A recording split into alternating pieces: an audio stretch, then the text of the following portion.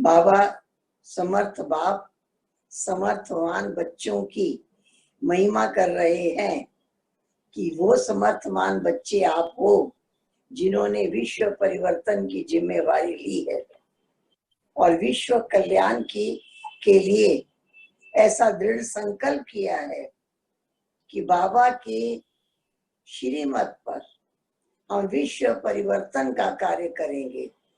सारे विश्व में सुख शांति का साम्राज्य हो जाए, इसके लिए जो नियम है, शांति कैसे मिलेगी?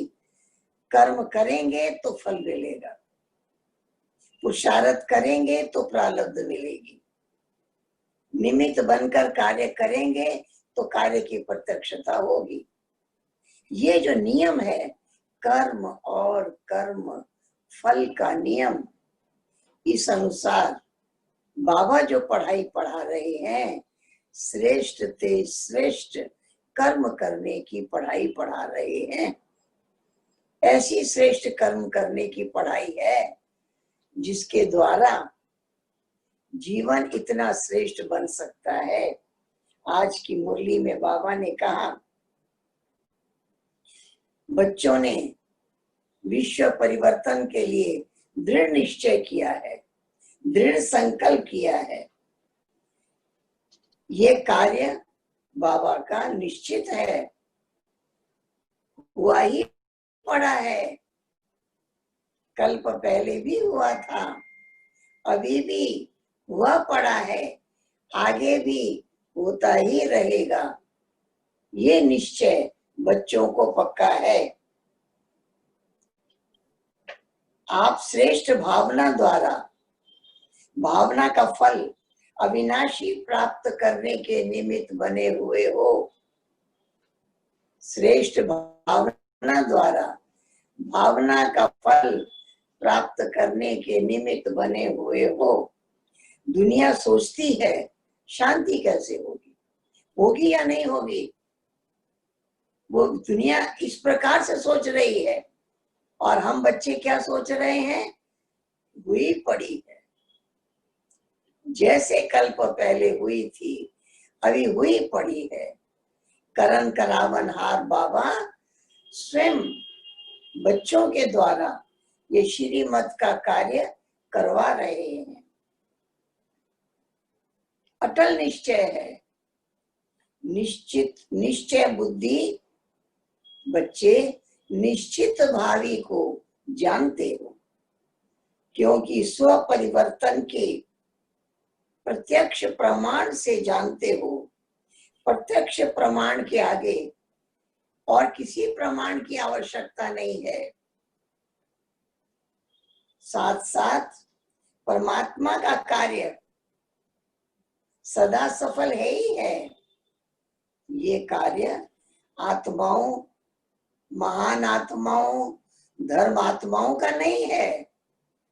ये कार्य स्वयं परम पिता परमात्मा का कार्य है।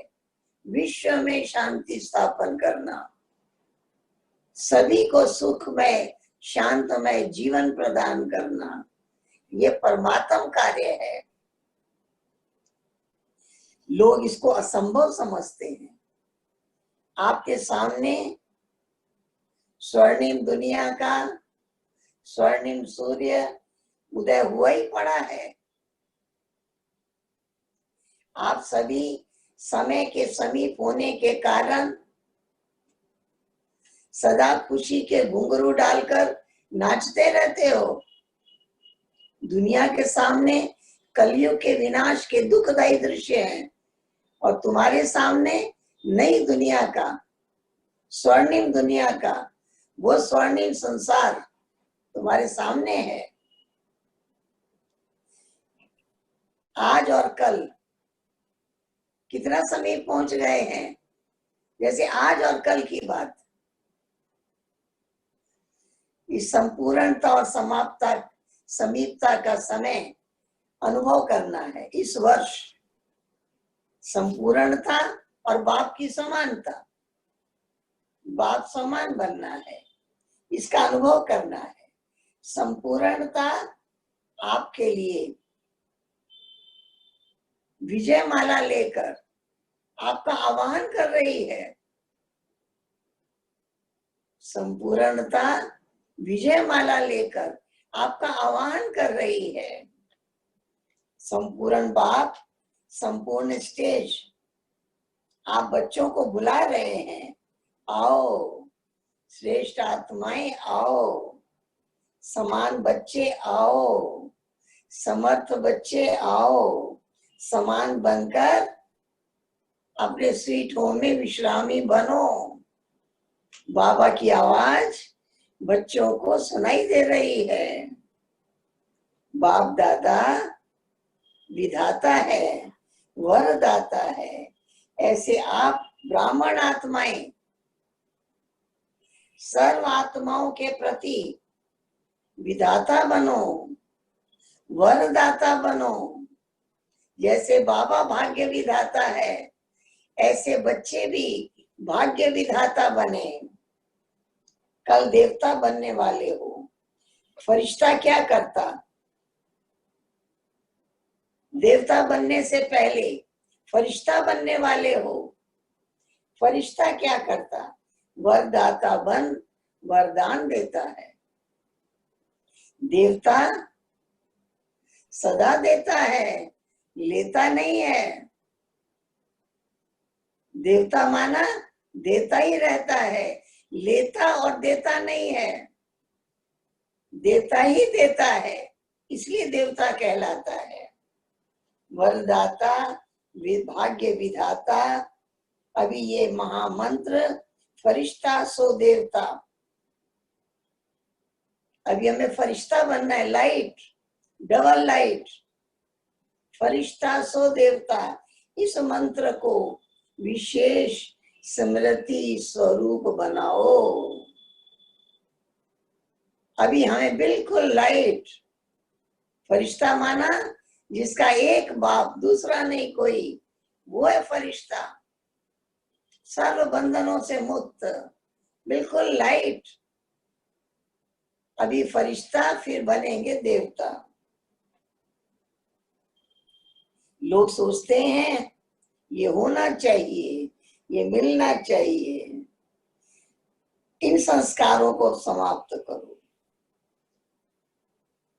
संवत भी 111 हो, प्रकृति भी सतो प्रधान नंबर 1, राज्य भी नंबर 1, और आपकी गोल्डन स्टेज भी नंबर 1 हो गया ना। 111 एक दिन के फर्क में भी 1 से बदल जाएगा। फरिश्ता सो देवता बनने के लिए बहुत काल के संस्कार प्रैक्टिकल कर्म में इमर्ज हो जाएं। बहुत काल के संस्कार, देवता बनने के संस्कार, दाता बनने के संस्कार देते ही जाएं। शांति भी दें, सुख भी दें, आनंद भी दें, प्रेम भी दें, देते ही जाएं। ये बहुकाल के संस्कार फरिश्ता बनने में मदद करेंगे। बहुत काल का जो गायन है वो अब समाप्त हो रहा है। अब बहुत काल नहीं रहा, अब हम समय के बिल्कुल समीप आ चुके हैं। विनाश को अंत काल कहा जाता है। थोड़े समय का भी चांस समाप्त हो जाएगा। बाबा ने क्या पढ़ाया है? अभी नहीं तो कभी नहीं। जो करना है आज नहीं, जो करना है अभी कर लेना है। यही महामंत्र बाबा ने पढ़ाया है। बहुत काल की गिनती का समय समाप्त हुआ। अब थोड़ा समय पुरुषार्थ और प्रारब्ध, यही कहा जाएगा। कर्मों के खाते में बहुत काल खत्म होकर परिवर्तन काल का वर्ष है। बहुत काल से थोड़े समय में परिवर्तन होना है।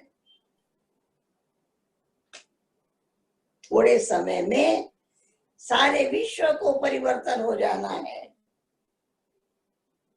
कोई लेना नहीं देना। हम तो अलबेले होकर चल रहे थे, समझ रहे थे आज नहीं कल बदल जाएंगे। कर्मों की गति को जानने वाला बनो।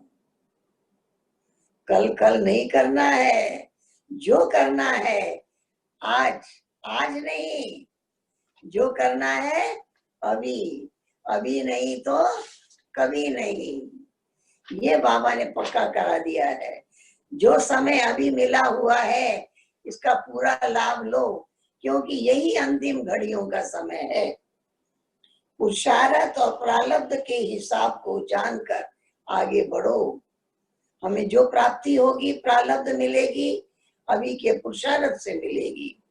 नहीं तो बहुत काल के पुराने संस्कार अगर रह गए,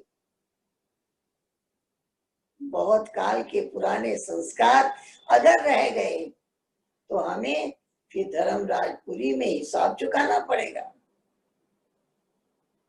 कोई का बहुत काल के व्यर्थ कर्मों का खाता अभी है, व्यर्थ और अयथार्थ, ये खाता अभी खत्म कर देना है। जैसे पुरुषोत्तम युग है वैसे ये पुरुषार्थ और परिवर्तन का गोल्डन चांस का वर्ष है। पुरुषार्थ और प्रारब्ध ये गोल्डन चांस का वर्ष है। इसलिए हिम्मत और मदद की, बाबा ने कहा है ना, हिम्मत रखने वाले को बाबा की मदद मिलती है, मदद मांगनी नहीं पड़ती है, हिम्मत रखने वाले को मदद मिलती ही है। तो हिम्मत और मदद के आधार से पुरुषार्थ और परिवर्तन का गोल्डन चांस अभी मिला है। बाप स्नेह का सागर बनकर संबंध के स्नेह में अलवेलापन, साधारण पुरुषार्थ को ना देख बच्चों के को स्नेह की एक्स्ट्रा मदद देकर, बच्चों को स्नेह की एक्स्ट्रा मदद देकर, एक्स्ट्रा पुरुषार्थ कराकर आगे बढ़ा रहे हैं। बाबा बच्चों को लिफ्ट दे रहे हैं, आगे बढ़ा रहे हैं। साधारण पुरुषार्थ को न देख, अभी समय परिवर्तन हो रहा है, इसलिए कर्मों की गति को अच्छी तरह समझकर, कर्मों की गति को अच्छी तरह समझकर अभी श्रेष्ठ कर्मों में लग जाओ। हर हर कर्म श्रेष्ठ हो, हर संकल्प श्रेष्ठ हो, हर वाणी वरदानी हो। इसी पुरुषार्थ में अभी लग जाना है। बाबा ने बताया था 18वां अध्याय समाप्त हो गया है। अभी स्मृति विस्मृति नहीं, स्मृति स्वरूप बहुत काल स्मृति स्वतः और सहज रहे, बहुत काल स्मृति स्वतः और सहज रहे।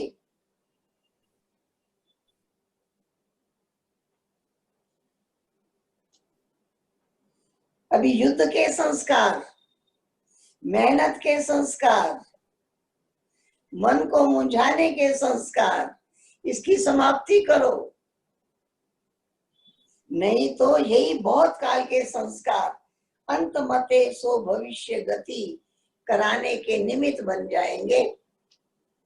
बहुत काल के पुरुषार्थ का समय समाप्त हो रहा है, बहुत काल के पुरुषार्थ का समय समाप्त हो रहा है। बहुत काल की कमजोरी का हिसाब शुरू हो रहा है। समझ में आया? ये विशेष परिवर्तन का समय है। वरदाता है, हिसाब किताब करने वाला बन जाएगा। अभी सिर्फ स्नेह का हिसाब है, तो क्या करना है? स्मृति स्वरूप बनो। स्मृति स्वरूप स्वतः नष्ट मोह बन जाएंगे। अभी मोह की लिस्ट बड़ी लंबी हो गई है। स्वयं की प्रवृत्ति, दैवी परिवार की प्रवृत्ति, की सेवा की प्रवृत्ति, हद के प्राप्तियों की प्रवृत्ति, इन सभी से नष्ट हुआ। अर्थात न्यारा और प्यारा बनो। मैंपन अर्थात मोह, इससे नष्ट मोह बनो तो बहुत काल के पुरुषार्थ से, बहुत काल के प्रारब्ध की प्राप्ति के अधिकारी बन जाएंगे। बहुत काल के पुरुषार्थ से बहुत काल की प्राप्ति का अधिकारी बन जाएंगे। बहुत काल अर्थात आदि से अंत तक की प्रारब्ध का फल, जब से बाबा का बने अंत तक पुरुषार्थ का फल प्रारब्ध मिल जाएगा। वैसे तो एक एक प्रवृत्ति से निवृत्त होने का राज भी अच्छी तरह से जानते हो। निवृत्त होना अर्थात नष्टो मोह बनना। समझा? गोल्डन जुबली वाले, सिल्वर जुबली वाले, घर का गेट कौन खोलेगा? बाबा पूछ रहे हैं। साथ जाएंगे या पीछे पीछे आएंगे? साथ जाएंगे तो सजनी बनकर जाएंगे, पीछे पीछे आएंगे तो बाराती बनकर जाएंगे। अभी वतन में आने की किसी को मना नहीं है। साकार में तो बंधन है समय का, सरकमस्टांसेस का। वतन में आने के लिए कोई बंधन नहीं है। जब चाहो वतन में जाओ, बाबा से मिलकर आओ। बाबा सूक्ष्म वतन में बच्चों को आवाहन कर रहे हैं, कोई नहीं रोकेगा। उसमें टर्न लगाने की भी जरूरत नहीं होगी। अभ्यास से ऐसा अनुभव करेंगे, शरीर में होते हुए एक सेकेंड में चक्कर लगाकर आ गए, बाबा से मीठी मुलाकात करके आ गए, जैसे जाके बाबा को भोग स्वीकार करा के आ गए, बाबा से मीठी मीठी बातें करके आए, प्रभु मिलन मना कर आए। ये आत्मा वाहन बन जाती है। ऐसा अनुभव करेंगे। बटन दबाया, विमान उड़ा, चक्कर लगाकर गए। दूसरे भी अनुभव करेंगे, यहाँ होते हुए ये यहाँ नहीं थे। साकार में देखा ना बाबा को, बाबा से बात करते करते लगता था बाबा कहीं और है, यहाँ नहीं है। बात करने वाले की बोली बंद, आवाज बंद हो जाती थी। लगता था बाबा वतन में बैठा है, बाबा के पास बैठा है। तो जैसे बात सुनते सुनते बाबा चले जाते, ऐसे बाबा ने कहा तुम बच्चे भी कार्य व्यवहार करते हुए भी बार बार वतन की सैर करो। स्थूल विस्तार को समेटने की आवश्यकता है, विस्तार को समेटने की और उपराम रहने की भी आवश्यकता है। अशरीरी स्थिति का भी अनुभव बाबा करा रहे हैं। समेटने की शक्ति की प्रत्यक्षता देखी। आप लोग भी कहते थे बाबा यहाँ है या नहीं, बाबा हमारी बात सुन रहे हैं या बाबा बाबा के पास बैठे हैं।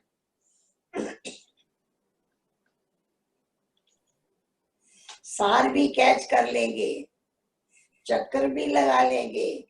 ऐसे भी अशरीरी नहीं होंगे जो कोई बात कर रहा है और आप कहेंगे हमने सुना ही नहीं। प्रवृत्ति का विस्तार हो गया है, उसमें रहते हुए फरिश्तेपन का साक्षात्कार करना है। ऊंचे जाने से नीचापन अपने आप छूट जाएगा। हमारी अवस्था ऊंची जाएगी, नीचापन समाप्त हो जाएगा, समय भी बचेगा, समय भी फास्ट होगा, नहीं तो कितना समय देना पड़ता है। सारे विश्व में ऊंचे थे ऊंचे महायुग के पाटधारी युग परिवर्तक बच्चों को श्रेष्ठ सुहावने जीवन की मुबारक हो, मुबारक हो। सेवा में वृद्धि के निमित्त बनने के विशेष सेवा के निमित्त बनने के विशेष भाग्य की मुबारक हो।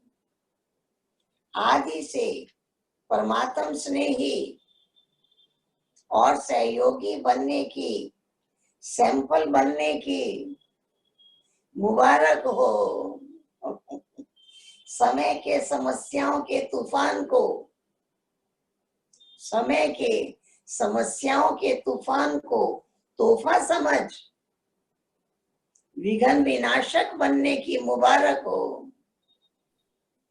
बाप दादा ऐसे अनुभवों के खजानों से संपन्न सेवा के फाउंडेशन बच्चों को देख हर्षित होते हैं और बच्चों के साहस के गुणों की माला सिमरन करते हैं।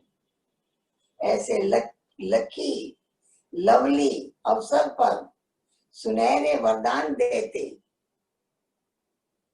सदा एक बन। बाबा देखो वरदान दे रहे हैं, सदा एक बन संगठन, सदा एक बन, एक को प्रत्यक्ष करने के कार्य में सफल भव। सदा एक बन, एक को प्रत्यक्ष करने के कार्य में सफल भव। रूहानी जीवन में अमर भव। प्रत्यक्ष फल, अमर फल खाने के पद्मा पदम भाग्यवान भव। कितना बाबा वरदानों से झोली भर रहे हैं। वरदान, वाह ड्रामा वाह की स्मृति से अनेकों की सेवा करने वाले सदा खुशनुमा भव। इस ड्रामा की कोई भी सीन देखते हुए वाह ड्रामा वाह की स्मृति रहे तो कभी भी घबराएंगे नहीं। ड्रामा की कोई भी सीन को देखते हुए वाह ड्रामा वाह की स्मृति रहे तो कभी भी घबराएंगे नहीं, क्योंकि ड्रामा का ज्ञान मिला है। क्या मिला है ड्रामा का ज्ञान? वर्तमान समय कल्याणकारी युग है। जो दृश्य सामने आता है उसमें कल्याण भरा हुआ है। वर्तमान में कल्याण दिखाई ना भी दे, भविष्य में समाया हुआ कल्याण प्रत्यक्ष हो जाएगा। भविष्य में समाया हुआ कल्याण प्रत्यक्ष हो जाएगा। तो वाह ड्रामा वाह की स्मृति से, वाह ड्रामा वाह की स्मृति से सदा खुशनुमा रहेंगे। पुरुषार्थ में कभी उदासी नहीं आएगी।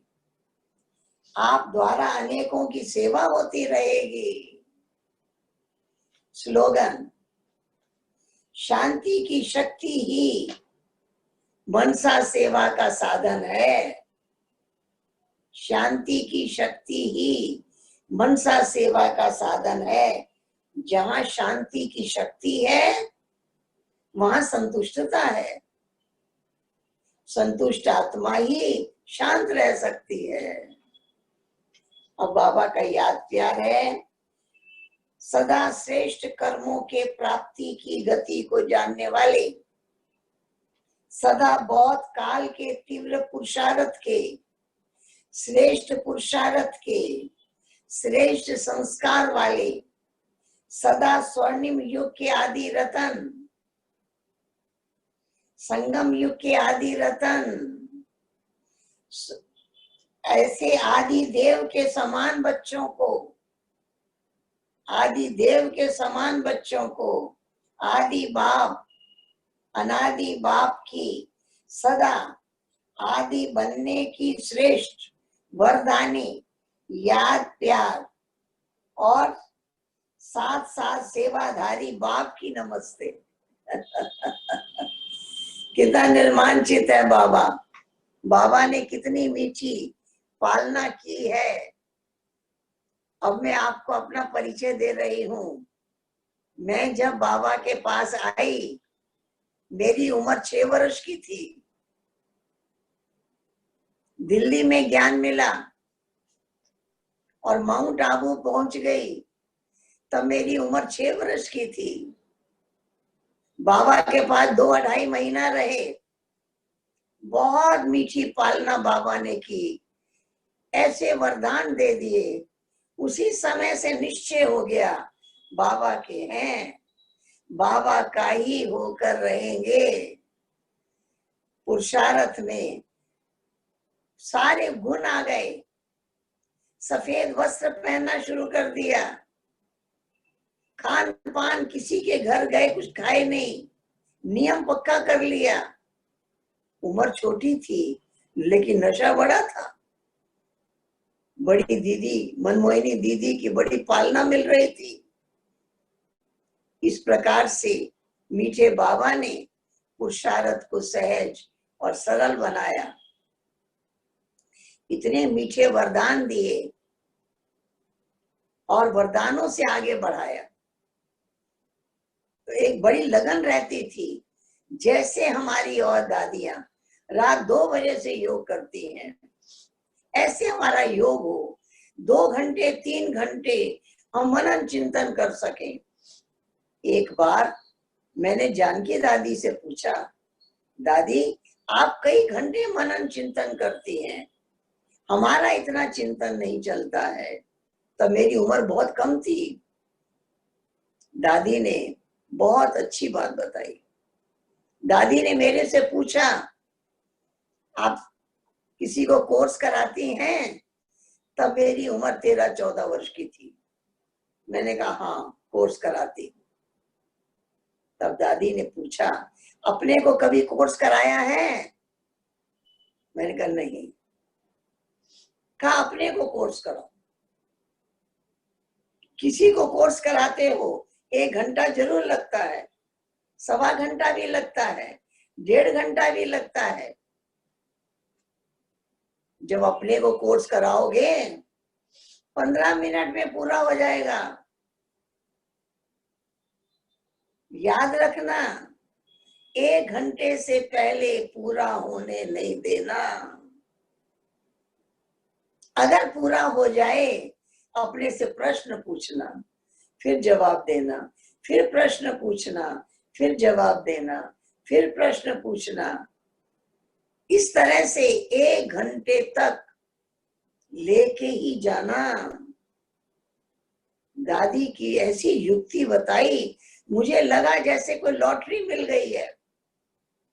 और मैंने अपने को कोर्स कराना शुरू किया। पहला दिन जब अपने को कोर्स कराया, कहा जितने एग्जाम्पल नए व्यक्ति को सुनाते हैं उतने एग्जाम्पल अपने को भी सुनाना। और अपने को सुनाना शुरू किया तो घड़ी देखी, आधे घंटे में पूरा हो गया। फिर अपने से प्रश्न पूछा। आधे घंटे से मैं ये बात याद कर रही हूं कि मैं शरीर नहीं आत्मा हूं, लेकिन आत्मा का मुझे अनुभव होना चाहिए। अब अनुभव कराने की बातें याद करने लगे। याद करते करते देह से पार चले गए, आवाज से पार चले गए, एकदम सोल कॉन्शियस हो गए।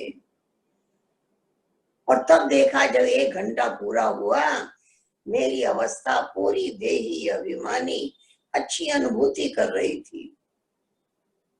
इस प्रकार से 7 दिन अपने को कोर्स कराया। दादी ने एक बात और बताई, आज दिन तक मैं 1 घंटा अपने को क्लास कराती ही रहती हूँ। कभी भी मैंने अपने को क्लास कराना बंद नहीं किया है। रोज अपने को 1 घंटा क्लास कराओ, अपने को 1 घंटा पढ़ाओ। बहुत अच्छी युक्ति मिली, इसने मनन चिंतन का अभ्यास डाल दिया। यहां से पुरुषार्थ और आगे बढ़ा, तेज हुआ। मीठे बाबा की बड़ी मीठी दृष्टि, मीठी पालना थी। एक बार की बात है,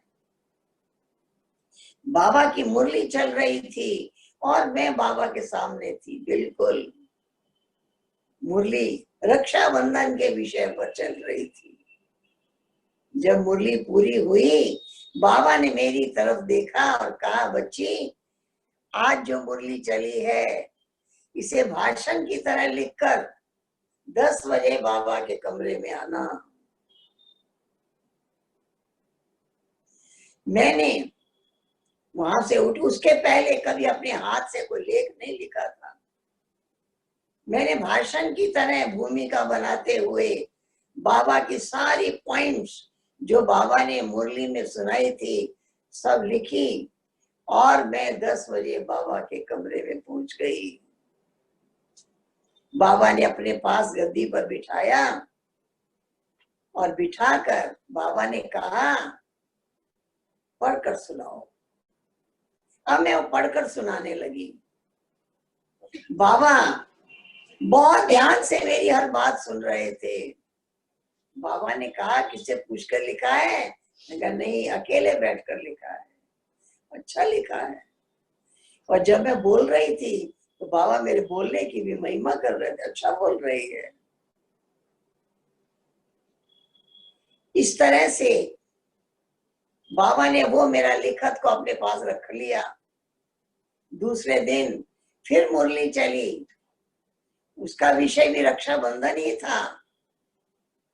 तो दूसरे दिन भी बाबा ने मुझे कहा, आज जो मुरली चली है इसे भी लिखकर, भाषण की तरह लिखकर 10 बजे बाबा के कमरे में आना। दूसरे दिन भी मैं बाबा के कमरे में पहुंच गई और मैंने उसे पढ़कर सुनाया। बाबा ने कहा, दोनों दिन का पढ़ के सुनाओ। फिर मैंने दोनों दिन का पढ़कर सुनाया। मैंने अनुभव किया, बाबा ने स्टूडेंट भी बनाया, बाबा ने टीचर भी बनाया, बाबा ने लिखना भी सिखाया, बाबा ने बोलना भी सिखाया। फिर बाबा ने कहा, आज रात्रि की क्लास में तुम भाषण करना, बाबा आकर सुनेंगे। फिर मैंने रात्रि क्लास में वो जो दोनों दिन का लिखा था भाषण किया, बाबा ने भी सुना। और उसके पश्चात एक दिन बाबा ने मुझे कहा था, बच्ची किसी समय बाबा के पास आ सकती हो, कोई रोकेगा नहीं। तो मैं बाबा के पास पहुंच गई। बाबा झोपड़ी के बाहर बैठे थे। बाबा ने देखा और फोटो खींचने वाले भाई को बुलाया और बाबा ने कहा, बच्चे फोटो खींचो। ये बाबा मौसमी के पेड़ के नीचे बैठे थे, ये मौसमी आना चाहिए फोटो में। तो उसने फोटो खींचा तो हम भी बाबा की चेयर के पीछे खड़े थे। फिर बाबा उठकर एक दूसरे पेड़ के नीचे आए, कहा, अब इनके साथ फोटो खींचो। बाबा ने फोटो खिंचवाया, जबकि बाबा फोटो खींचने नहीं देते थे। उसके बाद बाबा ने मेरे से पूछा, बच्ची बॉम्बे देखी है? मैंने कहा, नहीं। बॉम्बे जाओ, घूम कर आओ, बाबा लिख देंगे, तुम्हें खूब घुमाएंगे। दूसरे दिन बाबा ने मुझे बॉम्बे भेज दिया। उस समय मेरी उम्र 17 वर्ष की थी और मुझे बिल्कुल घूमने का शौक नहीं। ज्ञान और योग की पढ़ाई में खूब मन मगन रहता था। लेकिन दादी ने सब सेंटरों पे क्लास कराने भी भेजा और घुमाने भी भेजा। मैं जहां भी गई याद रहता था, कौन घुमाने भेज रहा है? बाबा भेज रहा है। लगता था बाबा के साथ खड़े होकर सारे दृश्य को देख रही हूँ। इस प्रकार से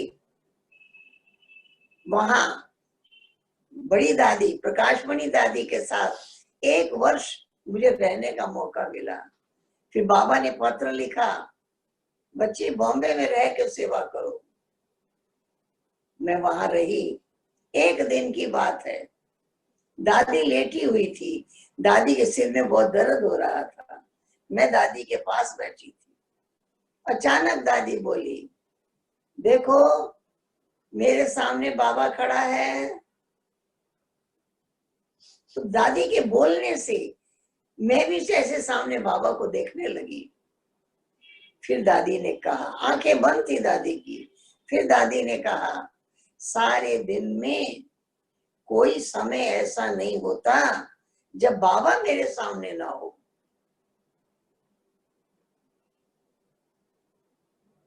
मैंने दादी से पूछा, दादी कौन सा बाबा? दादी ने जवाब दिया, दोनों इकट्ठे हैं ना। मुझे लगा इकट्ठे हैं दोनों को इकट्ठा याद करना तो बहुत सहज है। हम ब्रह्मा बाबा को देखें, शिव बाबा ही दिखाई देगा। वही नैनों से देख रहा है, वही सुन रहा है, वही प्यार से बच्चों मीठे बच्चे कह रहा है। मैंने सोचा जब दादी को हर टाइम नैनों के सामने बाबा रहता है, सारे दिन में, दादी ने कहा सारे दिन में कोई समय ऐसा नहीं होता जब बाबा मेरे सामने ना हो। ये दादी के शब्द मेरे कान में गूंजने लगे। सारे दिन में कोई समय ऐसा नहीं होता कि बाबा मेरे सामने ना हो। मैं इसी शब्दों के आधार से मैंने भी हर टाइम बाबा को साथ लेकर चलना शुरू किया। जहां मुझे सेवा पर भेजा वहां पर सेवा पर गई। दादी ने ट्रेन का पास बनवा दिया, 1 घंटा लोकल ट्रेन पर जाके क्लास कराना।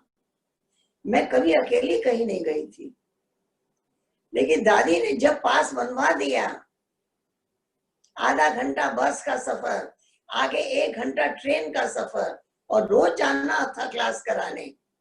मैं रोज जाने लगी। क्या सोचकर जाने लगी? भेजा किसने? हर टाइम देखती थी ट्रेन में बाबा मेरे पास में बैठा है और मैं बाबा से बातें कर रही हूँ, हंस रही हूँ, बोल रही हूँ, बातें कर रही हूँ। बस में बैठती तो भी देखती बाबा मेरे बाजू में बैठा है। क्लास कराती तो ऐसा ही बाबा को कहती, मैं बैठूंगी, आप ही को क्लास कराना है। तो मैंने देखा वो दादी के बोल वरदान बन गए। हर समय बाबा को देखना, हर समय बाबा मेरी आंखों के सामने रहे। दादी ने कहा कोई समय ऐसा नहीं होता जब बाबा मेरे सामने ना हो। दादी के शब्द वरदान बन गए। हर टाइम बाबा को साथ में लेकर चलने का एक बहुत अच्छा अनुभव प्राप्त हुआ, बहुत अच्छा अनुभव हुआ। इस प्रकार से मीठे बाबा ने फिर, लेकिन वहां का क्लाइमेट मुझे सूट नहीं किया, मुझे वहां दमा हो गया। बाबा का आना हुआ बॉम्बे में, वो भी वंडरफुल था।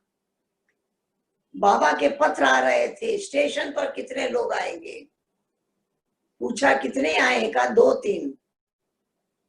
बाबा जानता था कि लोगों को शिव बाबा आया है तो पता लगेगा ही नहीं। बाबा तो शिव बाबा को ही दिखाना चाहते हैं। फिर जहां बाबा ठहर रहे थे 7th फ्लोर पर, बाबा ने कहा बिल्डिंग है, नीचे कितने आएंगे, वहां भी 2-3। जब बाबा आए, कोई स्वागत गीत नहीं बज रहा था, एकदम साइलेंस, गुलदस्ते, फूल मालाएं, कुछ भी नहीं था। बड़ा मुझे आश्चर्य हो रहा था, लेकिन बाबा कितना गुप्त है और गुप्त हो जाता है। और उस टाइम जो साइलेंस हुई बाबा के आने पर, बाबा जैसे ही गेट पे खड़े हुए, ऐसी इतनी साइलेंस, इतनी पावर, एक एक को दृष्टि दी बाबा ने। और बच्चों को निहाल किया, माला माल कर दिया। और फिर बाबा को किसी ने बताया, यहाँ डॉक्टर कहता है यहाँ ठीक नहीं होगा। तो हमारी दीदी आई तो बाबा ने उनके साथ मुझे 15 मिनट में रवाना कर दिया। मैंने देखा बाबा की बहुत नजर हमेशा रही। बाबा ने हमेशा ऐसा गाइड किया। बाबा ने फिर कहा बच्चे ईस्टर्न जोन में जाओ, ठीक हो जाएगा। मैं इधर आई, अपने आप ठीक हो गया। इस प्रकार से हमने देखा कि बाबा की दृष्टि, बाबा की नजर कितनी हम बच्चों के ऊपर में है। हम कहाँ हैं, किस स्थिति में हैं, क्या कर रहे हैं, बाबा की नजर रहती थी। और बहुत प्यार किया बाबा ने, बहुत शक्तियां भरी, बहुत एक रस रहना सिखा दिया। ये नहीं कि कभी भी मूड ऑफ हो जाए, हमेशा अचल अडोल एक रस रहने का तरीका सिखा दिया हमेशा। और हमारी पूरी यात्रा ऐसी रही, निर्विघ्न। कभी नहीं लगा कि कोई बात से डिस्टर्ब हुए, परेशान हुए।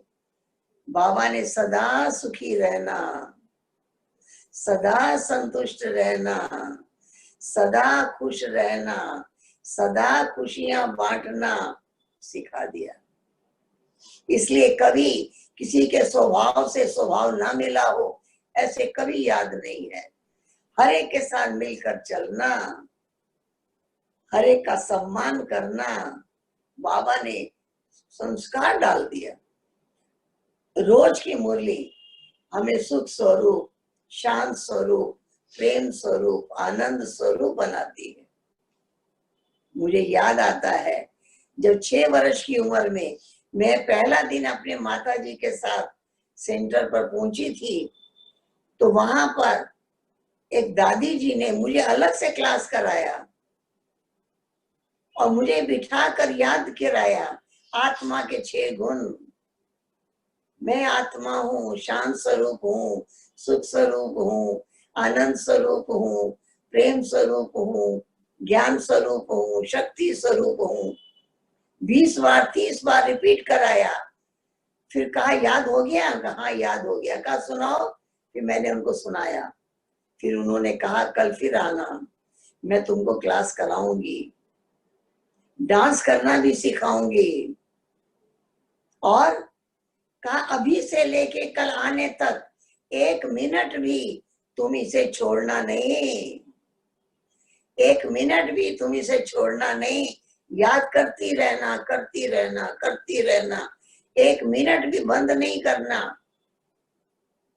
मैं आपको बताऊं, वो 6 वर्ष की उम्र में मैंने उस टाइम से लेकर जो रटना शुरू किया, मैं आत्मा शांत स्वरूप हूँ, सुख स्वरूप हूँ, आनंद स्वरूप हूँ। दूसरे दिन शाम को 4 बजे मैं गई, तब तक मैं 1 मिनट भी उसे छोड़ा नहीं था। लगातार मैं रिपीट करती जा रही थी, करती जा रही थी, करती जा रही थी। और वहां पहुंचने के बाद उन्होंने पहले मुझे सामने बिठाया, कहा अब मेरे सामने बैठ के याद करो, सामने दृष्टि लेके याद करो।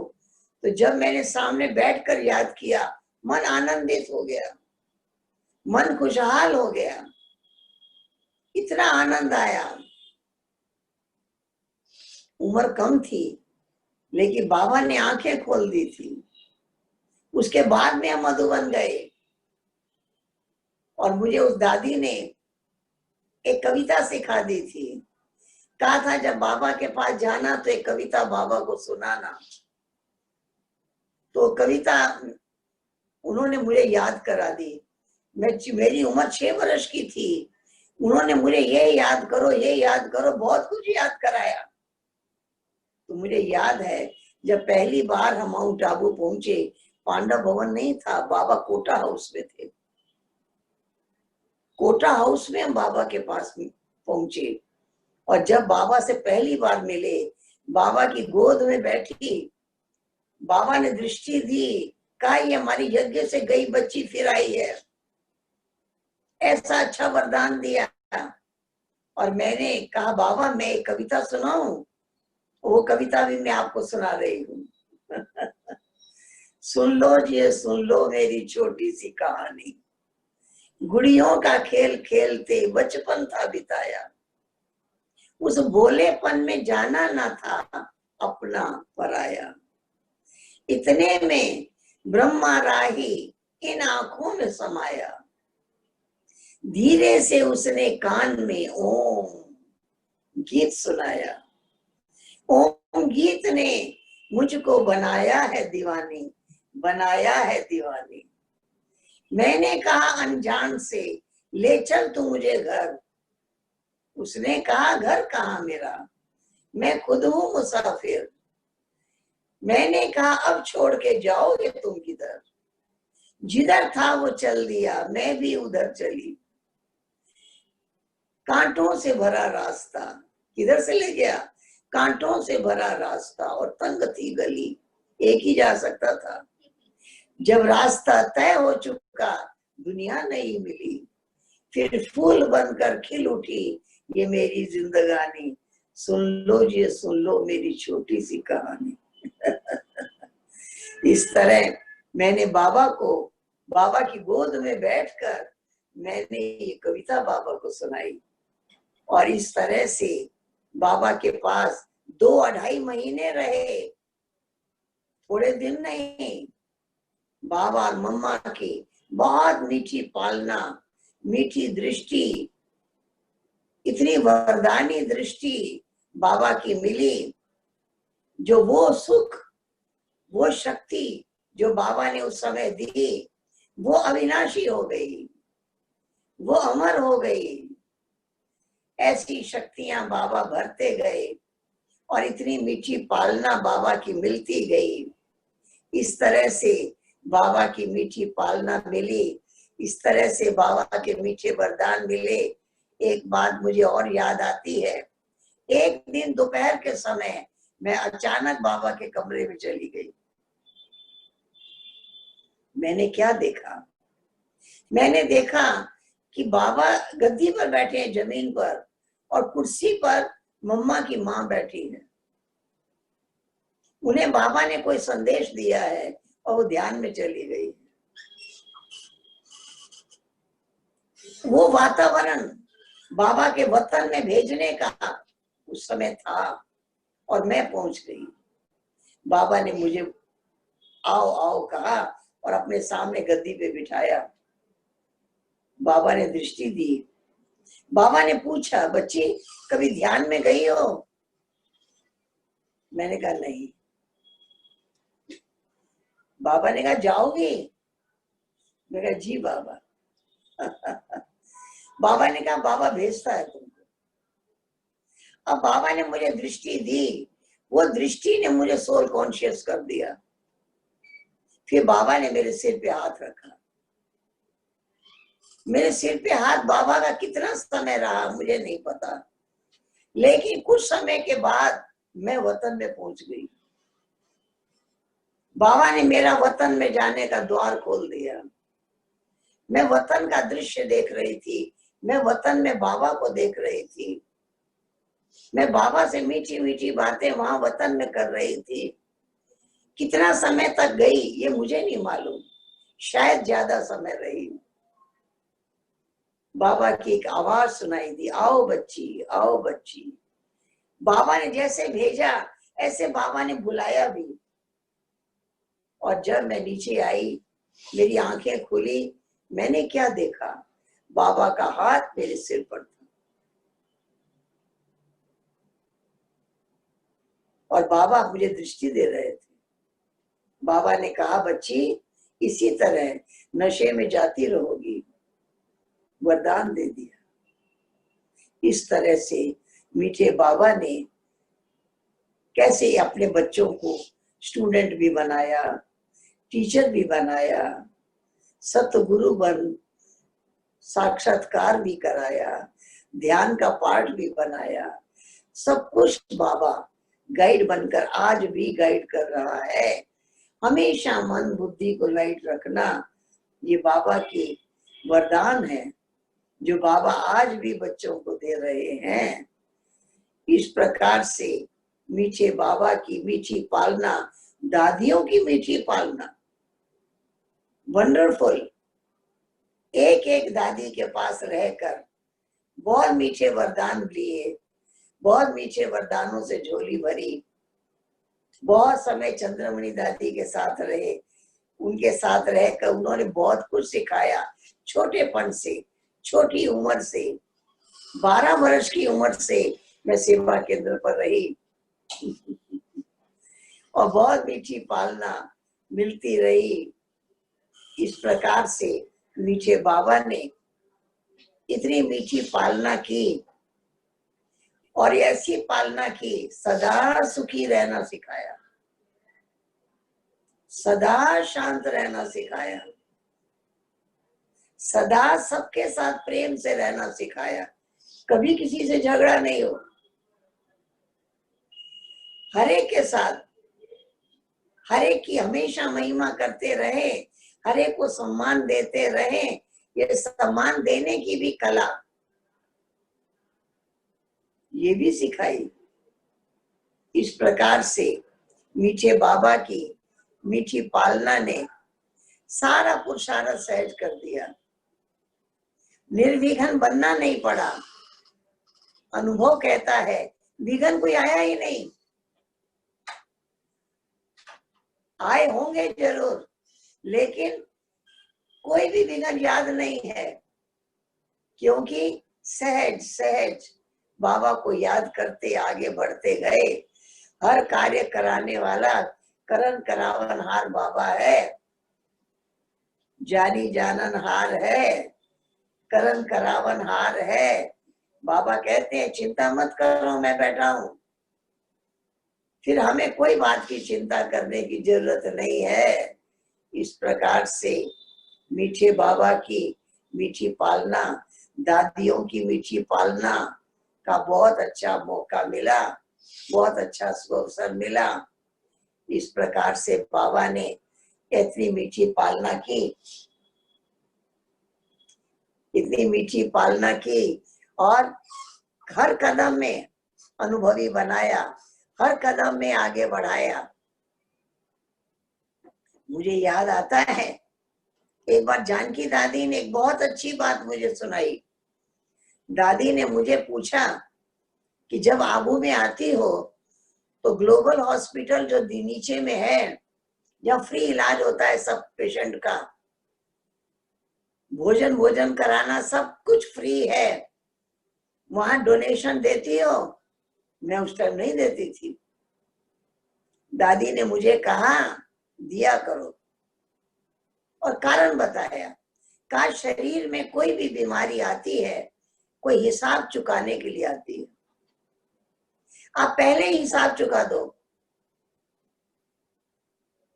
आएगी नहीं।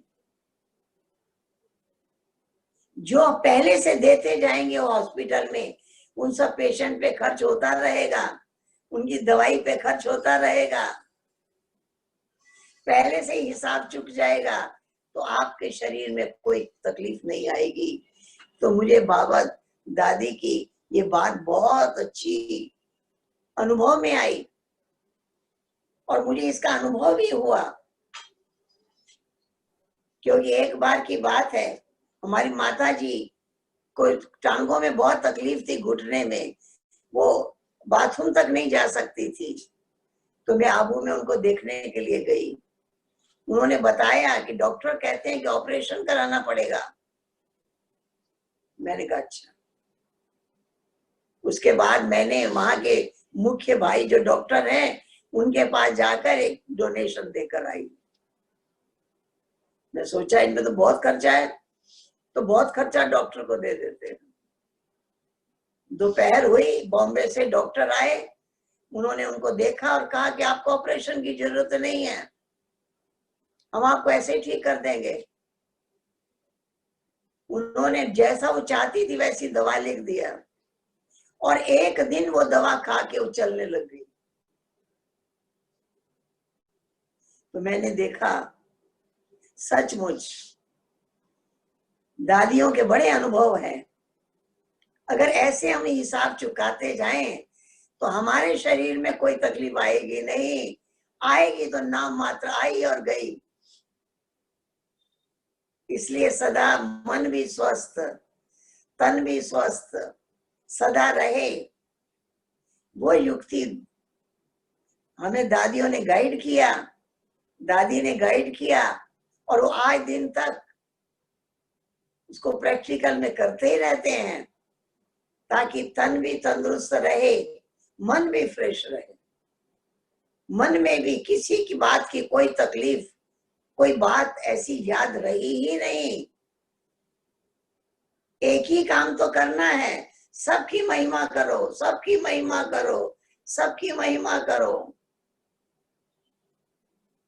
आज के लोग एक दूसरे से बातें करते हैं ना, शिकायत ही करते हैं, वो ऐसा है, वो ऐसा है, वो ऐसा है, वो ऐसा है, उसी बात का रस मिलने लग गया है। और बाबा ने क्या कहा, पहले शिकायत करते थे, अब शुक्रिया करो। शुक्रिया बाबा, शुक्रिया, ड्रामा का भी शुक्रिया, साथ रहने वालों का भी शुक्रिया, शुक्रिया ही शुक्रिया करते चलो। मन फ्रेश रहेगा, मन सदा प्रसन्न रहेगा, मन सदा संतुष्ट रहेगा। महिमा ही करो, किसी को सुनाओ भी तो महिमा ही सुनाओ। हमने ऐसा अनुभव किया है, हमारे जीवन का दूसरा नाम है महिमा।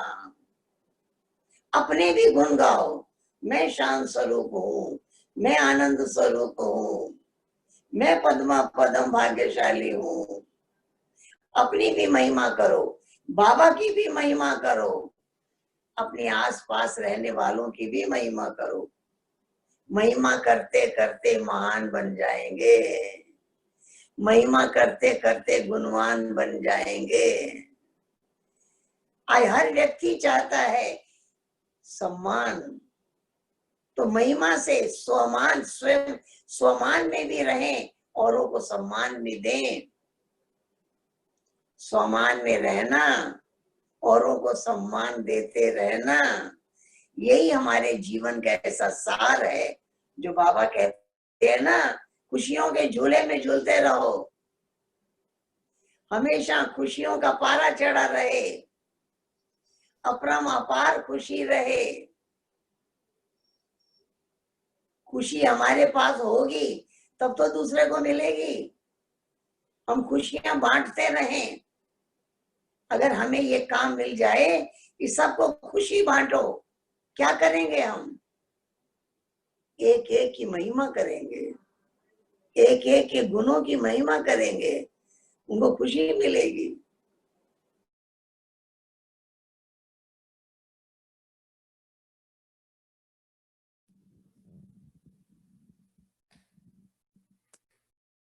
ओम शांति। दीदी आपका स्टक हो गया। मीठे बाबा ने पद्मा पदम भाग्य का अनुभव कराया। बाबा का पद्मा पदम भाग्य है बाबा की मीठी पालना। बाबा ने जैसे दिव्य जन्म दिया, अपना बच्चा बनाया, ऐसे बाबा ने प्यार से इतनी पालना की, पतितों को प्यार किया, पावन बना दिया। बाबा के प्यार ने कमजोर को शक्तिशाली बना दिया। बाबा के प्यार ने पतित को पावन बना दिया, तमो प्रधान को सतो प्रधान बना दिया। लोग तो अच्छों के साथ ही अच्छा व्यवहार करना चाहते हैं। बाबा ने कहा, तुम जो हो, जैसे हो, मेरे हो। बाबा ने अपनी गोद में बिठाया, सिर का ताज बनाया, गले का हार बनाया, कितना ऊंचा स्थान दिया। कहा, तुम जो हो, जैसे हो, मेरे हो, मेरा कहकर अपने जैसा बनाया। तो ये बाबा ने जो हमें मरजीवा जन्म दिया है, मरजीवा जीवन दिया है, ये हमारे परम सौभाग्य की बात है कि हमें पुरानी दुनिया को भुला दिया। पुरानी दुनिया भूल गई, जैसे मरने के बाद सब कुछ भूल जाता है। बाबा ने जीते जी नए ईश्वरी कुल में आ गए, ब्राह्मण कुल में आ गए, बाबा के साथ हमारा संबंध जुट गया। हमें बाबा जैसा बनना है और एक बाबा की श्रीमत पर चलना है, दूसरा नहीं कोई। एक से ही सुनना है, एक कोई सुनाना है, एक की ही मत पर चलना है। हम सब एक की मत पर चल रहे हैं। ये बहुत बड़ी विशेषता है। पूरे वर्ल्ड में वही मुरली पूरे वर्ल्ड में सुनी जा रही है। ऐसी ऐसी यूनिवर्सिटी तो कहीं देखी नहीं। एक ही पढ़ाई सब जगह बच्चे पढ़ रहे हैं। खाली पढ़ नहीं रहे, खाली सुन नहीं रहे, बाबा बना रहा है, सुना रहा है देवता बनाने के लिए, सुना रहा है स्वर्ग का राज्य अधिकारी बनाने के लिए। बाबा कहते मैं तुमको नर से नारायण बनाने आया हूं। मैं एक बार की बात आपको बताती हूँ। बाबा अव्यक्त हो गए थे और थोड़ी सी टीचर्स थी, 20-25 टीचर्स थी। उनके सन्मुख अव्यक्त बाबा का आना हुआ। पांडव भवन में एक कमरे में लगभग 25 टीचर्स बैठी थी और गुलजार दादी भी नीचे गद्दी पर बैठी हुई थी और बाबा का आना हुआ। मैं बिल्कुल सामने बैठी थी। बाबा ने पहले से कुछ प्रश्न भेजे हुए थे। एक कटोरे में चिट्ठियां लिखी हुई थी, एक एक क्वेश्चन। सबसे पहले बाबा ने मुझे कहा इसमें से एक चिट्ठी उठाओ। मैंने एक चिट्ठी उठाई, उसमें प्रश्न था आपका लक्ष्य क्या है। मैंने कहा नारी से लक्ष्मी बनना। बाबा ने कहा नारायण क्यों नहीं। फिर मैंने कहा पहले तो नाम लक्ष्मी का ही है। बाबा ने कहा ये तो नारायण की खूबी है कि लक्ष्मी का नाम पहले है तो नारायण आगे ना। पुरुषार्थी जीवन में थोड़ी भी कमी को स्वीकार क्यों किया है। आपको फिर बाबा ने पूछा आपका लक्ष्य क्या है। मैंने कहा नारायण बनना। बाबा ने कई बार कहलवाया आपका लक्ष्य क्या है। मैंने कहा नारायण बनना। बाबा ने कहा लक्ष्य तो परफेक्ट होना चाहिए ना। मैंने देखा बाबा हमको क्या से क्या बनाना चाहते हैं। बाबा हमारे में कितनी संपूर्णता देखना चाहते हैं। संपूर्ण हो, देवता हो, श्रेष्ठाचारी हो, पद्मा पदम भाग्यशाली हो, कह कह के बना दिया। हमारी कमियां दिखा करके हमको पावन नहीं बनाया, हमारी कमजोरियां दिखाकर हमको नहीं बनाया, हमारे गुण दिखाकर हमको बनाया। तुम बहुत भाग्यवान हो, पद्मा पदम भाग्यशाली हो, तुम विशेष आत्मा हो, श्रेष्ठ आत्मा हो, महान आत्मा हो। अब हम इसको स्वीकार कर लें, इसकी आवश्यकता है। महिमा करने की भी बड़ी प्रैक्टिस चाहिए। एक बार जानकी दादी क्लास करा रही थी टीचर्स का और दादी ने कहा कोई भी खड़े हो जाओ, अपने 5 गुण सुनाओ। और जितनी बहनें बैठी हैं सबको आप पहचानते हो, किसी के भी 5 गुण सुनाओ। कोई भी खड़ा नहीं हुआ। अपने 5 गुण कैसे कहें कि मेरे में ये गुण है। दूसरे के बारे में कमियां तो लोग सब जानते हैं, लेकिन गुणों की चिंतन नहीं करते। फिर दादी ने कहा अपनी कॉपी खोलो, अपने 5 गुण लिखो, एक एक के 5-5 गुण लिखो। तो हमने देखा बहुत सोचना पड़ा, बहुत विचार करना पड़ा। ये हमारे पास विषय ही नहीं है हम एक एक गुणों की लिस्ट बनाएं। फिर दादी ने युक्ति बताई। दादी ने कहा बाबा ने आपको इतने वरदान दिए हैं, आपने स्वीकार नहीं किया है। जितना कुछ बाबा ने आपको दिया उसको स्वीकार करो। मैं हूं पद्मा पदम भाग्यशाली, मैं हूं विघ्न विनाशक, मैं हूं संतुष्ट मणि। लिखो।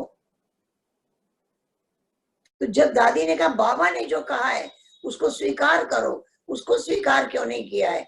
कोई किसी को मूर्ख कहता है, बुद्धू कहता है तो बिगड़ जाता है। क्यों बिगड़ जाता है? स्वीकार कर लेता है, क्या मैं बुद्धू हूं, क्या मैं मूर्ख हूं, वो ले लेता है। और बाबा ने इतने वरदान दिए, वो क्यों नहीं लिए? खाली सुनकर रह जाते हैं, मैं यही हूं, मैं यही हूं, मैं यही हूं। ये जाप क्यों नहीं किया? स्वीकार क्यों नहीं किया? उसके बाद हमने लिखना शुरू किया। मुझे याद आता है बाबा ने मुझे क्या क्या वरदान दिए। जब लिखना शुरू किया तो 300 से ज्यादा वरदान लिख दिए।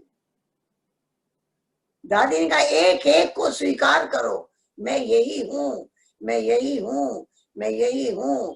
बोला जब आप उसको स्वीकार करोगे तब आपके दृष्टि में आएगा, तब आपकी वाणी में आएगा, तब आपके व्यवहार में आएगा, तब आपके आचरण में औरों को दिखाई देगा।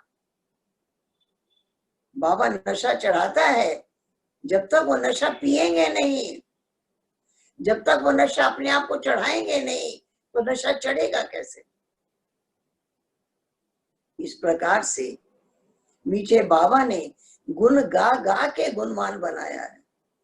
बाबा ने बताया है ज्ञान थ्योरी है, ज्ञान सुनना भी आसान है, ज्ञान सुनाना भी आसान है।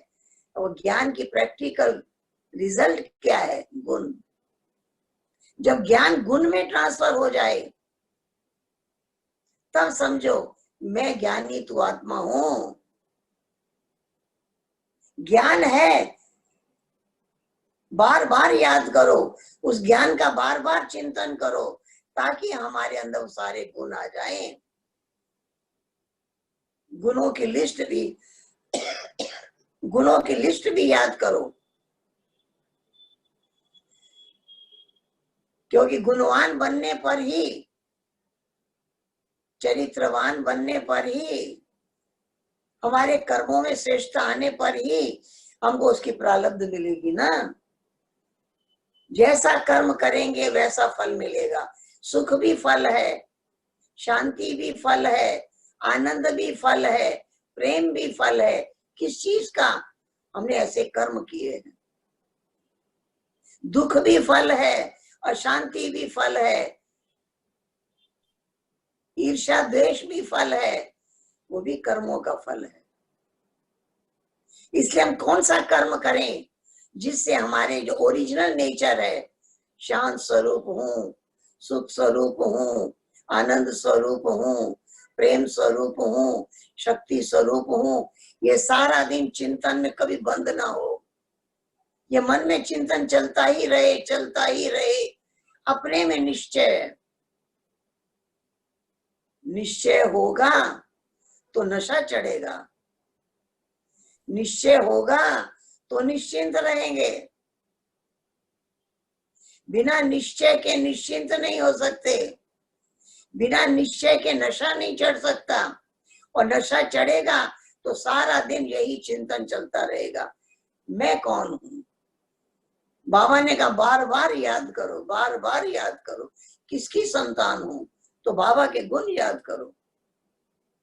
एक बार जानकी दादी ने मुझे कहा, आज मैं अमृत वेले योग में बैठी, 1 घंटा मैं बाबा के गुण गाती रही, गाती रही, गाती रही, ढूंढ ढूंढ के लाई बाबा के गुण, नए नए गुण ढूंढ ढूंढ के लाती रही। फिर दादी ने मेरे से पूछा, आप 1 घंटा बाबा के गुण गा सकती हो? मैंने कहा जरूर। दूसरे दिन जब मैं अमृत वेले योग में बैठी, मैं 1 घंटा बाबा के गुण गाती रही, गाती रही, याद करती रही। यहाँ मन और बुद्धि दोनों एक ही काम कर रहा था।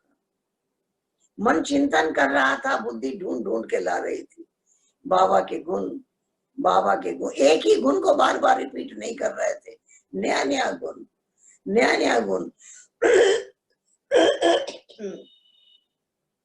1 घंटे तक बाबा के गुण आप गा के देखना, तो हमारे मन और बुद्धि को जब बाबा के गुण गाने का रस आ जाए, अपने गुण गाने का रस आ जाए, औरों के गुण गाने का रस आ जाए, उसी को कहेंगे व्यवहार कुशल। किसी को गुण की नजर से देखना, यही है शुभ भावना, यही है शुभ कामना। बाबा कहते हैं हर समय तुम्हारे मन में शुभ ही शुभ हो, शुभ ही शुभ हो, शुभ चिंतन हो, अपने लिए भी औरों के लिए भी। जहां शुभ है वहां लाभ है, इसलिए शुभ और लाभ लिखा जाता है। जहां शुभ नहीं है वहां लाभ हो ही नहीं सकता। शुभ चिंतन की हमको आदत पड़ जाए, जैसे जन्म जन्मांतर से आदत है अशुभ सोचने की, हर एक की शिकायत करने की, हर एक की कमियां देखने की आदत पड़ी हुई है। अब हमें आदत पड़ जाए गुण गाने की, गुण देखने की, गुण वर्णन करने की। बाबा के भी गुण गाते रहें, अपने भी गुण गाते रहें, अपने आसपास सबके गुण गाते रहें। अगर हम गुण गाते रहेंगे कमजोर शक्तिशाली हो जाएगा, दूसरे के जीवन में परिवर्तन आ जाएगा। अगर उसमें वो गुण नहीं होगा तो उसका गुण जागृत हो जाएगा, क्योंकि हमारी शुभ भावना के वाइब्रेशन उन तक पहुंच रहे हैं, वो वाइब्रेशन उनको शक्तिशाली बना रहे हैं। हमारी दृष्टि उनकी सृष्टि बदल रही है। ऐसी विशेषताएं अगर हमारे जीवन में आ जाएं, इसलिए हम हमेशा याद रखते हैं मेरे जीवन का दूसरा नाम है महिमा। महिमा चिंतन करना है, महिमा वर्णन करना है, महिमामय कार्य करना है, याद भी करना है तो एक रस। ज्ञान गुणों का चिंतन भी एक रस चलता ही रहे। जहां गुणों का चिंतन है वहां कल्याण ही कल्याण है, हर कार्य कल्याणकारी है। बाबा ने तो कहा कोई विपरीत परिस्थिति आ जाए तो भी याद रखो इसमें भी कोई कल्याण भरा है। इम्तिहान आता है आगे ले जाता है, परिस्थिति को परिस्थिति ना समझो, पेपर समझो। हमारा तो सवेरे 1 घंटा पढ़ाई होती है और 23 घंटा एग्जाम होता है। ऐसी पढ़ाई कहीं देखी? पढ़ाई को हर जगह यूज करो, पढ़ाई को हर जगह कार्य में लगाओ। ज्ञानी तो आत्मा उसी को कहते हैं जो हर बात में ज्ञान का मनन करता है, ज्ञान का चिंतन करता है। ज्ञान तलवार है, व्यर्थ कोई बात आ गई तो काटना भी तो आना चाहिए। ज्ञान रतन है, हम माला माल है, दूसरे को भी माला माल कर दें, बहुत बड़ी शक्ति है। बाबा ने कहा है मुझे ज्ञानी तो आत्मा अति प्रिय है।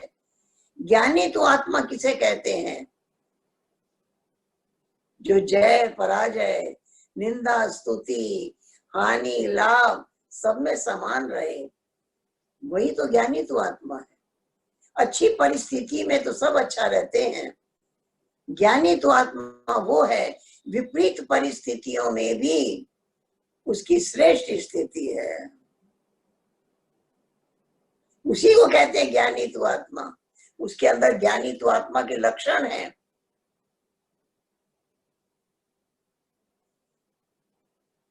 उसके अंदर दूसरे की महिमा करके उसको महान बनाने का लक्षण है। बाबा की मुरली उठाइए, पहला महावाक्य मीठे बच्चे।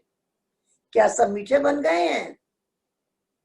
बच्चों में गुस्सा आता रहता है, किसी को डांट देते हैं, किसी को कुछ बोल देते हैं, लेकिन बाबा ने नहीं कहा है कड़वे बच्चे।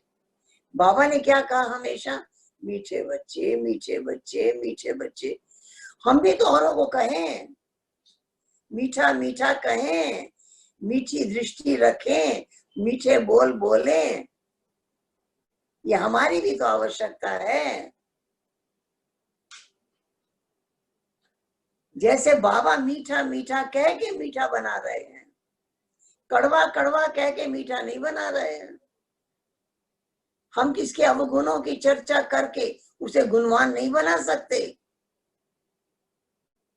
बाबा याद करा रहे हैं, बच्चे तुम ही हो सर्वगुण संपन्न थे, 16 कला संपूर्ण थे, संपूर्ण निर्विकारी थे, मर्यादा पुरुषोत्तम थे, तुम ही थे, तुम ही थे, तुम ही थे, बाबा कह रहा है। और याद दिला रहे हैं ये तुम्हारी ही संस्कार है, तुम्हारी ही महानता है, तुम्हारी ही ये विशेषता है। तो जिस युक्ति से बाबा हमें पढ़ा रहे हैं, हम भी तो औरों के साथ वैसा ही बोले ना, हम भी तो औरों को ऐसा ही बोले। आप तो बाबा के नूरे रतन हैं, बाबा के दिल तख्त नशीन हैं, बाबा के मददगार हैं।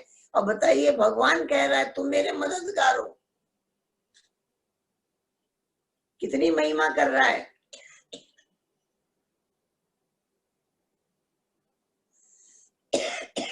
इस प्रकार से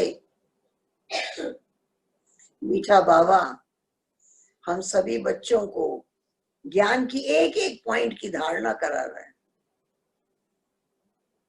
हमें ज्ञान मूर्त देखना चाहते हैं, बाबा ज्ञानी तो आत्मा देखना चाहते हैं,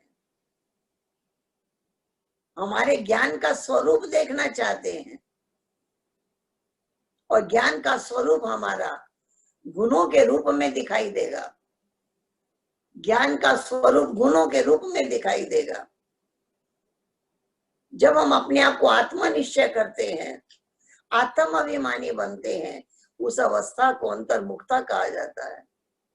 वो अंतर्मुखता का गुण है, अंतर्मुखी सदा सुखी। बाबा ने पवित्रता की शक्ति दी है, पवित्र मन वाणी कर्म में पवित्रता, पवित्रता ही सुख शांति की जननी है। अगर पवित्रता है तो सदा सुख की अनुभूति करेंगे, सदा शांति की अनुभूति करेंगे। ऐसा नहीं होगा कि पवित्रता की शक्ति है और गुस्सा कर रहे हैं, क्रोध कर रहे हैं, झगड़ा कर रहे हैं।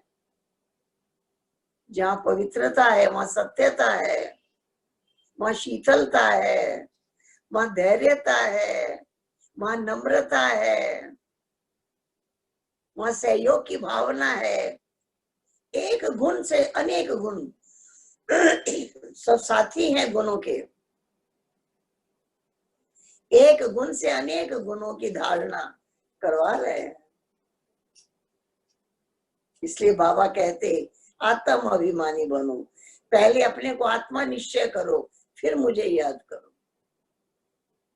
भले अपने को आत्मा निश्चय करने में, आत्मा अनुभव करने में समय लगे, वो समय लगाओ, लेकिन मैं ज्योति बिंदु हूँ, मैं अति सूक्ष्म हूँ।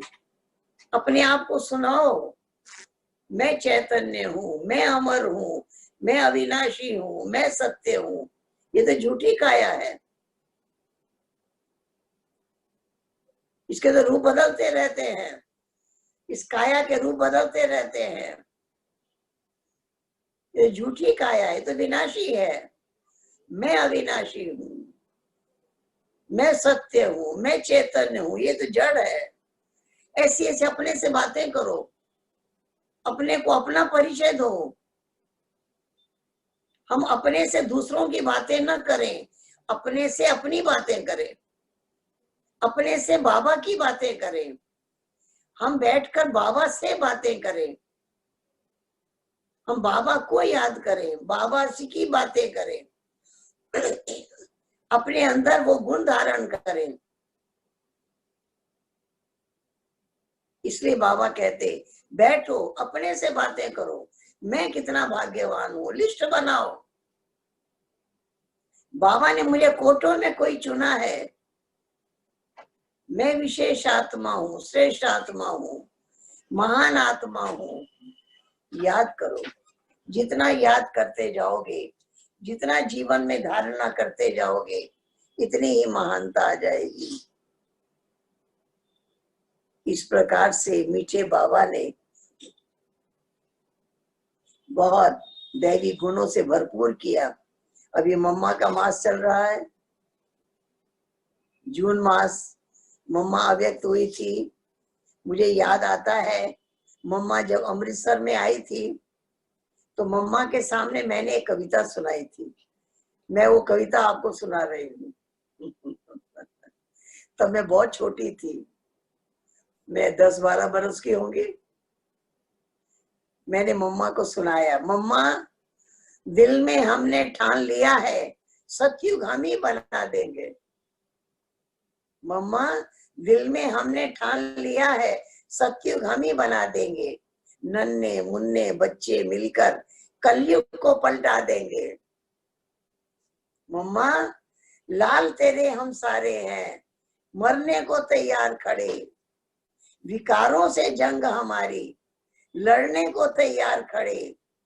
सेना हम सेनानी आप हो, घबराने का काम नहीं। हम हैं बच्चे छोटे छोटे, लोक लाज का नाम नहीं।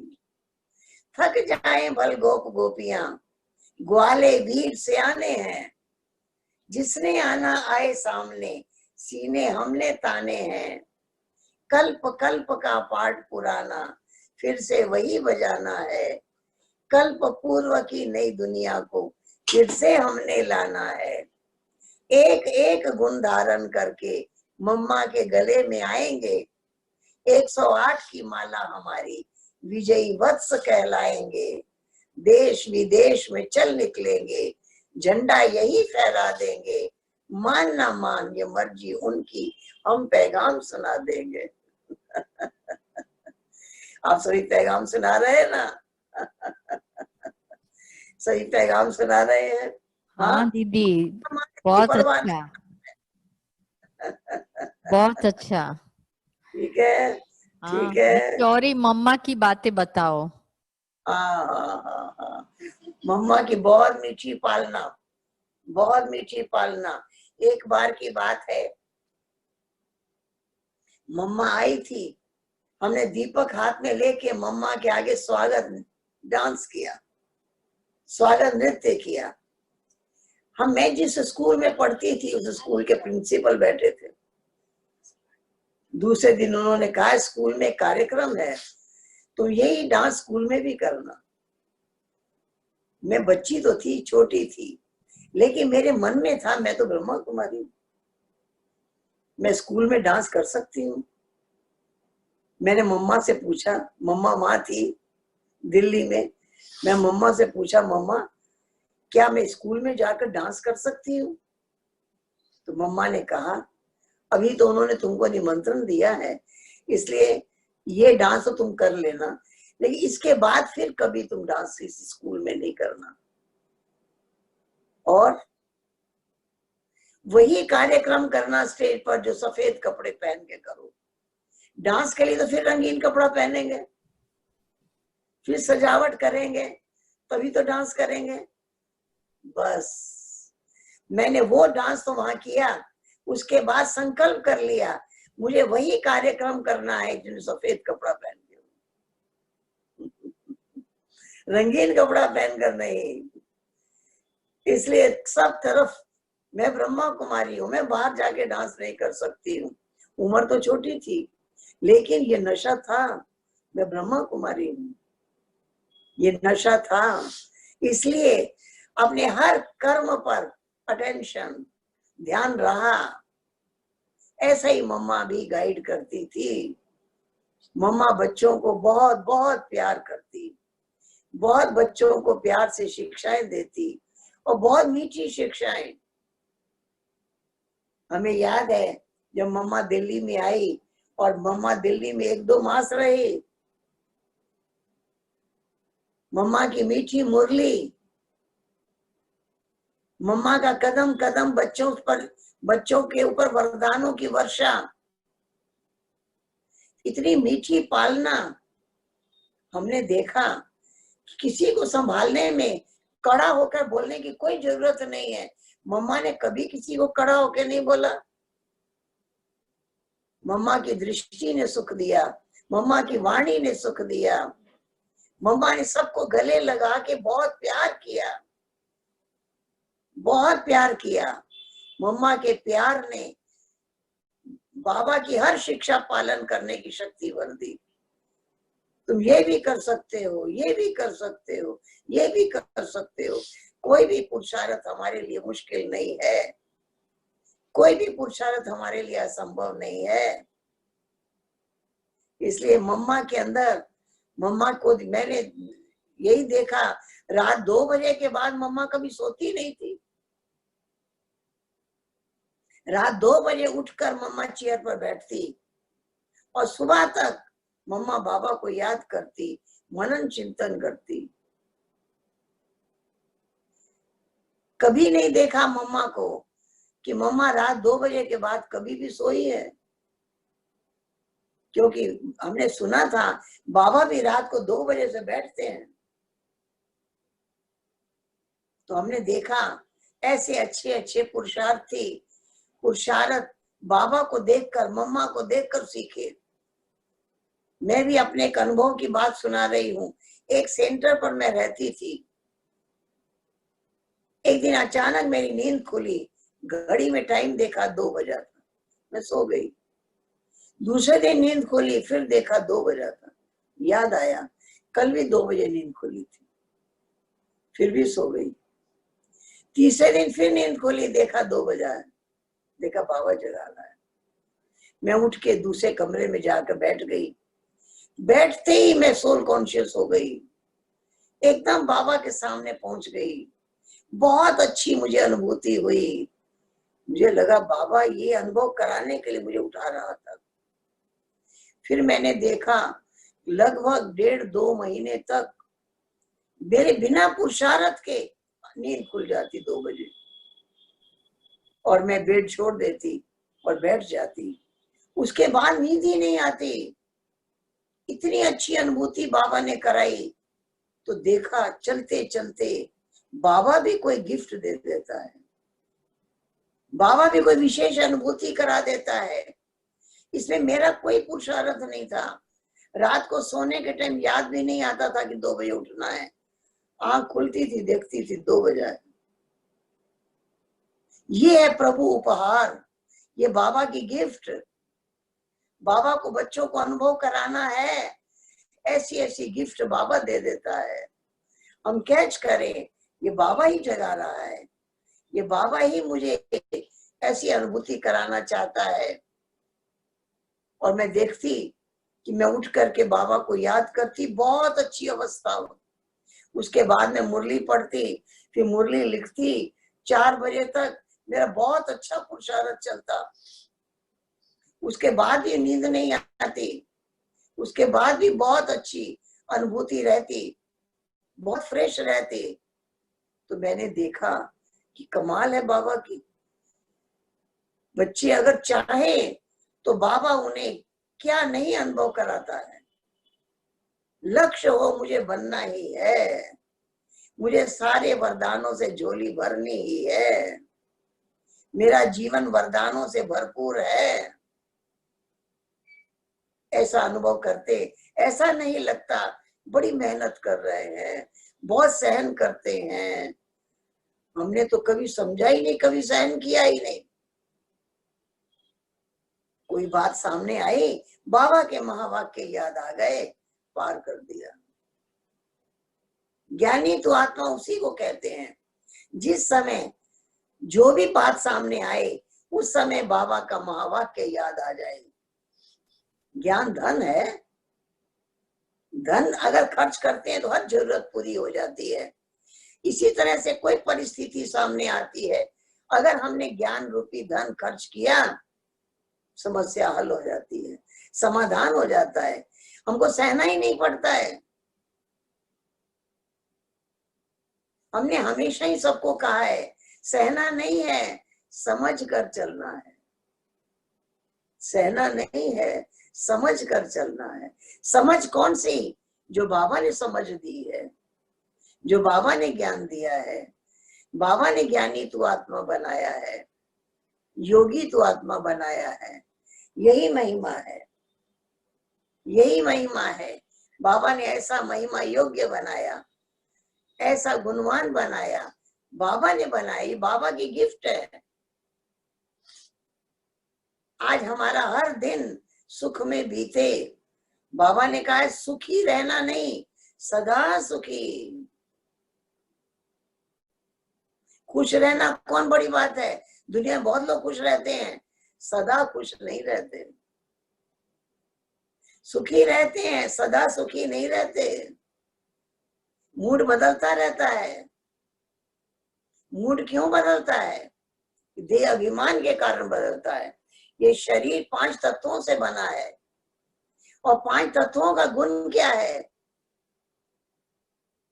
5 तत्वों का गुण है पल पल परिवर्तन। अभी दिन है, अभी आंधी चलेगी, अभी बरसात होगी, अभी तेज हवा चलेगी, अभी रात हो जाएगी। 24 घंटे में प्रकृति अपने कितने रूप बदलती है। इसी प्रकार से अगर हमने अपने आप को शरीर समझा तो हमारे मूड बदलते रहेंगे। अभी खुश हैं, अभी दुखी हैं, अभी नाराज हैं, अभी संतुष्ट हैं, अभी असंतुष्ट हैं। मूड बदलते ही रहेंगे। क्यों? पंच तत्वों से बना शरीर, से पंच तत्वों की नेचर ही है परिवर्तन, परिवर्तन, परिवर्तन।